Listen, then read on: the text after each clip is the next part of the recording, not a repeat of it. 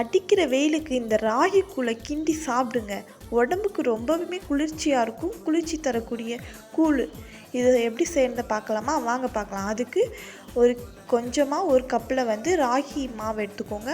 மாவை எடுத்துகிட்டு அது கூடவே வந்து தேவையான அளவு உப்பை ஆட் பண்ணிவிட்டு இந்த மாதிரி கிளறிட்டு இது கூடவே நம்ம வந்து தண்ணியை ஊற்றி நல்லா கிளறிட்டு அதுக்கப்புறம் தான் நம்ம அடுப்பில் வைக்கணும். இப்போ நான் தண்ணி ஊற்றுற வீடியோ எடுக்கலை. நீங்கள் தண்ணியை ஆட் பண்ணிவிட்டு அதை நீங்கள் அடுப்பில் வச்சு இப்படியே கிண்டிக்கிட்டே இருக்கணும். ரொம்ப நேரம் கிண்டிகிட்டே இருந்தால் தான் அந்த கட்டியாக இல்லாமல் கூழ் வந்து இது மாதிரி வரும். நீங்கள் வந்து தேவைன்னா சாப்பாடு கூட உள்ளே சேர்த்துக்கலாம்.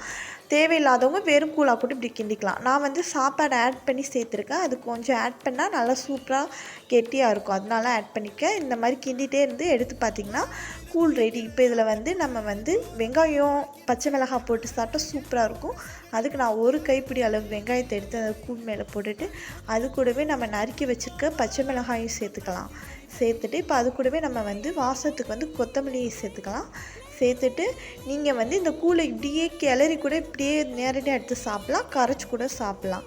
இப்போ நான் 2 விதமாக செஞ்சுருக்கேன். பார்த்திங்கன்னா இந்த மாதிரி இப்படியே எடுத்து சாப்பிட்டா உடம்புக்கு ரொம்பவுமே குளிர்ச்சி தரக்கூடியது கூழ் தான். அதை தான் இப்போ வெயில் காலத்தில் எல்லாருமே கடையில் வாங்கி சாப்பிட்றாங்க. இதை நீங்கள் வீட்டிலையே செஞ்சு நம்ம ஹெல்த்தியாக வீட்டில் செஞ்சே சாப்பிட்லாம். இந்த மாதிரி நீங்கள் கரைச்சி கூட குடிக்கலாம். இந்த மாதிரி நான் வந்து கரைச்சும் குடிக்க போகிறேன். சூப்பராக இருக்கும். இதை நீங்கள் உடம்புக்கு ரொம்ப ரொம்ப குளிர்ச்சி.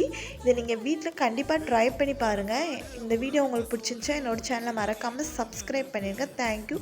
பை.